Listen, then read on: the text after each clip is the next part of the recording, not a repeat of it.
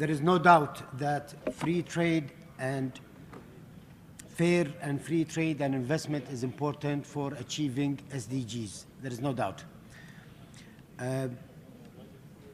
One of the issues in Kuwait, we've had a fund since 1963, and the main task and objective of that fund was development. This fund invested roughly about $33 billion, 11 billion dinar, and it supports itself since then.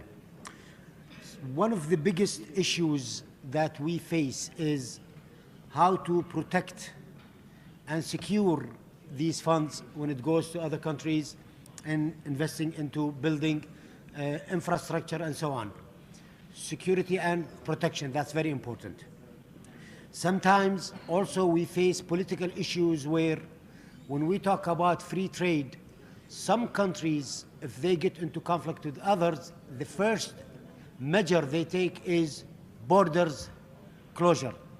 So this also needs to be addressed worldwide to make sure that borders are open for investment and trade. That's very important. The United Nations should play a bigger role in that thing. And another issue is corruption. There is no security in many countries, even the developing countries, when they invite investment and trade, they lack two things. They lack, as I said, security and protection. There is a lot of corruption going on. How can we secure these funds when it gets into these countries and make sure that once they are there, they can come out as they enter? We in Kuwait have done our share of this part since then, since the 60s. Today, 10% of the funds goes specifically for development in developing countries and to make sure that the SDGs are achieved in these countries. Also, it is important for us here as parliamentarians. We sit here, we listen to these presentations, a lot of work has been done, and a lot of information is being offered. When we go back to our countries as parliamentarians, there should be a means and mechanism where we are supposed to be forced or obliged to adapt these resolutions in our local law. So this is important. This doesn't exist. Therefore, when we sit here, we talk and we go back, that's it. Nothing else has been done. So I think the IPU charter has to include something like this, where these resolutions should be taken seriously and should be adapted in our national parliaments worldwide.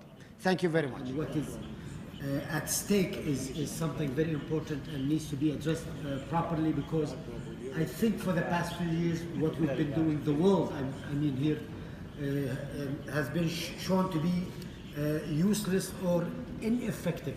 This is very important. Another thing, in reference to the draft resolution on the climate change, we don't have a copy of it. I'm going to download one and look at it and submit all the changes if it's applicable. We need to include the necessity of data and information and knowledge when it comes to climate change and the environment. Also, there should be something on capacity building. In addition to that, knowledge transfer, this is very important. Renewable energy resources, that's also important, and we need to focus on it. Now, when we talk about climate change, we talk about controlling the climate change in order to have a better environment. Therefore, better environment leads to different things. One of them is good health, and eventually this all leads to sustainable development. I think the resolution has to show all these issues. And one more thing, again, I've said this before, we as parliamentarians, we come here, discuss things, we give our statements. Now, what are the obligations that we have from the IPU in order for all of us to move and have better future for, if it's not for us today, It's for the coming generations. This is our responsibility. Thank you, Madam Chair.